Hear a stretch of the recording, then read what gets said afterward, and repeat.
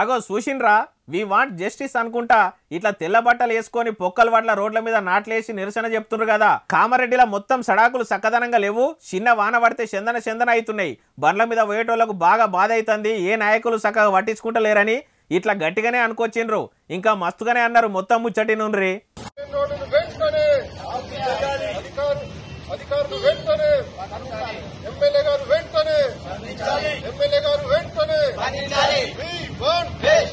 అయ్యా కమలం పువ్వు party MLA Katipalli Ramanareddy sir, మరి మీరు కామారెడ్డిలో ఏం కమాలు కడుతుండ్రు సారు? ఓ దిక్కు సడాకులు చక్కగా లేవని పబ్లిక్ అవస్థలు పడుతుంటే మరి మీరు దేశం కోసం ధర్మం కోసం ఏడ దేవులాడనికి పోయిరు సారు.